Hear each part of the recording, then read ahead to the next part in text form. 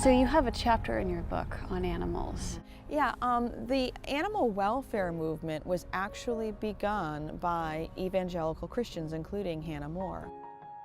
Wilberforce, again, was the leader of that part of the movement. He actually helped to establish the first Royal Society for the Prevention of Cruelty in England. And Hannah More was his friend. She was not a leader in the animal welfare movement, but she partnered with those who did lead it. It wasn't an issue that she really addressed separately, because she saw it as an issue that just was part and parcel of everything that she and her fellow reformers were doing. And so her role in the animal welfare movement was really, again, more in incorporating these ideas into her writing. Some of the things that she is most famous for writing are what are called cheap tracts. They were tracts written for the poor and sold very cheaply so that they could afford them. And they were written in such a way that they would appeal to the poor. So they were written at their level of reading. They were written with stories and songs and things that would entertain them. And Moore's tracts, rather than just being, base, silly entertainment, actually included moral lessons in the stories.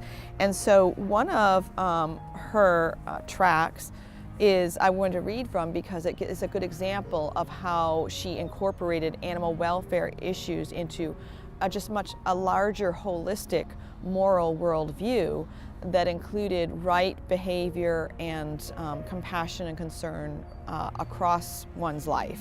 So this is from a story she wrote called Tom White, the Postboy.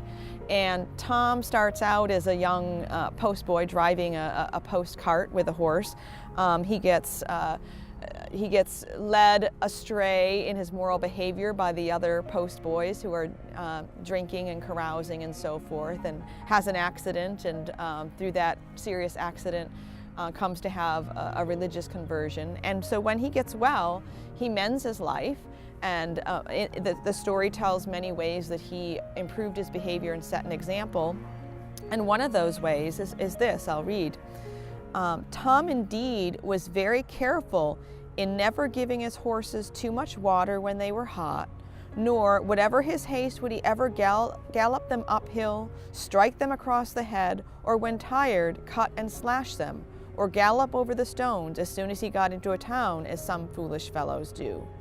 What helped to cure Tom of these bad practices was that remark he met with in the Bible, that a good man is merciful to his beast. After this, Tom never could bear to see a wanton stroke inflicted.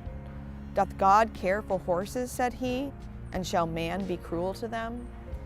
So that passage is just part of a much longer section of the story, talking about how Tom's behavior changed through his faith in many different ways. And then he goes on to become wealthy, and his master later credits him with saving the lives of many horses simply because he took good care of them, which of course was not necessarily a commonly held practice in those days. Animals were often just seen as maybe the way we would see automobiles today, just possessions, just tools.